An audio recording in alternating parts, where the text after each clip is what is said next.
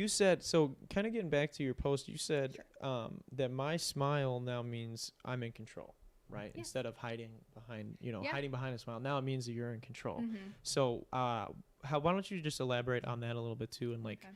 what goes into that, and how you're able to go from smiling to not not really give it attention and to kind of hide behind it to now you do it because you want to. Now you're in control of things. I used to hide a lot of shit from people. I mean, do you guys?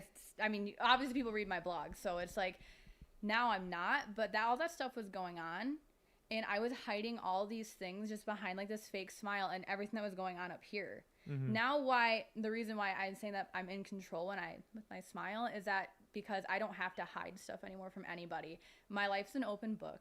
Yeah. I am able to be in control by telling my story and, you know, kind of feeling better. I think the reason why before I didn't feel like I was in control is because I didn't feel good. Yeah. I didn't feel good at all because I was hiding so much from my family, my friends, people at work. I honestly will say, like, talk about stuff at work. I've talked about stuff before like this. Yeah. There. And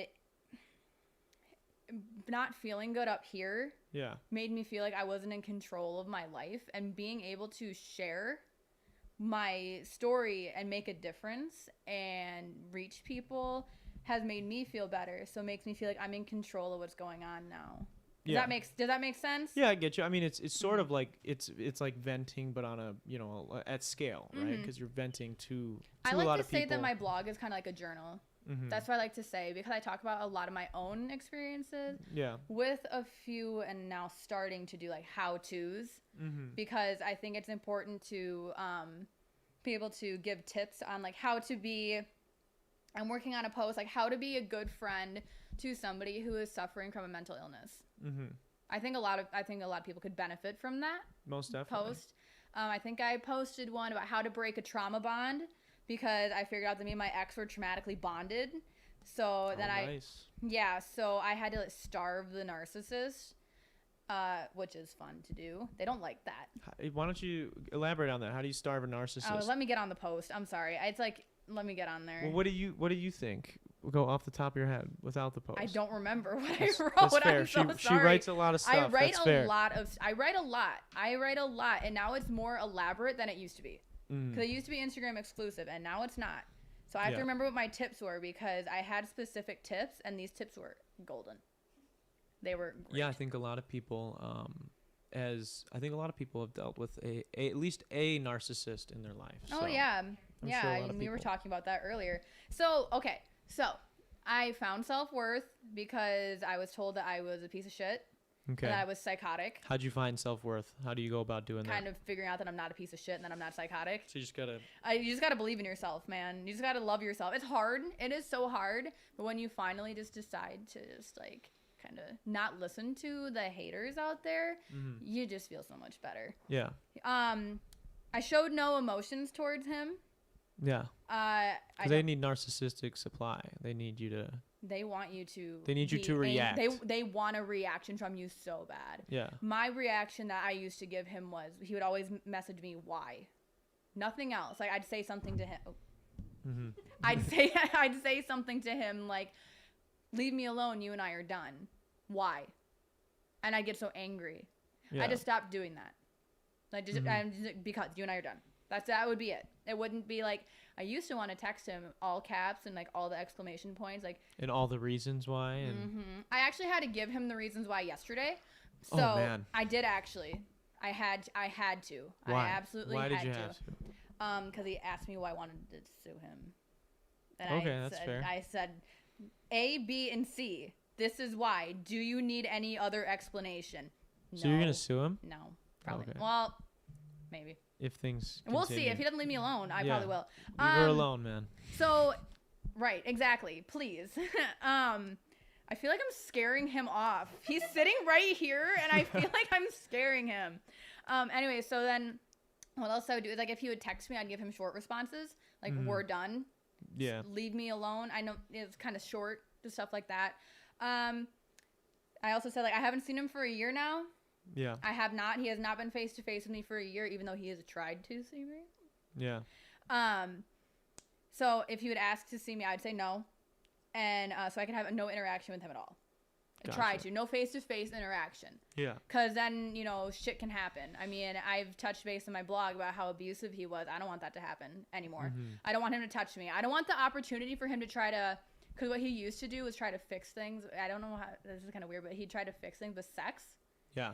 I don't like that. I don't want that to happen. I want no interaction where that can possibly happen for you to touch me in that way ever again. Yeah. Don't want that. So no, we're not hanging out. Mm-hmm. And then I had to ultimately stop contacting him. Yeah. It has not gone, like, he has not stopped contacting me. Yeah. But I have stopped contacting him. So.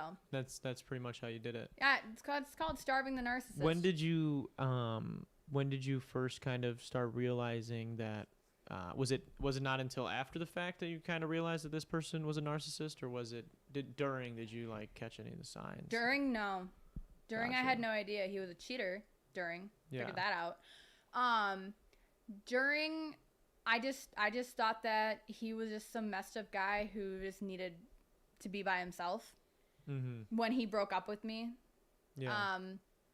But then later on, I had to use a lot of reflection and a lot of thinking back when I didn't want to. Yeah. And it kind of sucks, but sometimes you have to just look back on it, even though you really don't want to. You just have to figure out what was going on. And then this is where I was talking about, like, it creeps up on you. I was laying in bed one night, and then that's when I figured out that he was, like, physically abusive to me. Mm-hmm. And I was like, that's normal. Yeah. No. Yeah. It's not normal. So, I figured out a lot of this stuff after the fact, especially after he started dating the current girlfriend that he has now. Okay. That was when I figured out, wow, this is, like, super abusive. Because it went, up until the end of last summer, I was still seeing him face to face. Yeah. And then I had no idea that it was, until I stopped seeing him face to face, that's when I realized what was going on and what happened to me. Mm-hmm.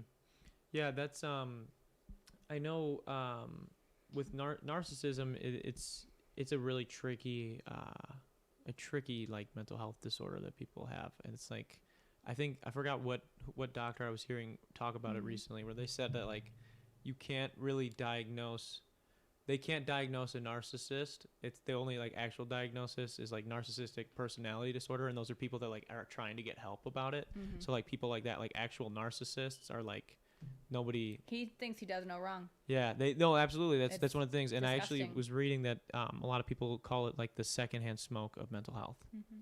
That it's so bad for you to be around someone that is a narcissist, because it takes so much out of you. It takes so much out of you. You have no. I mean, maybe. Well, it's do, like driving in a car with someone just chain smoker with the windows down. That's how bad it is for you, mental health wise. Yeah, you have no. It's awful to be around that.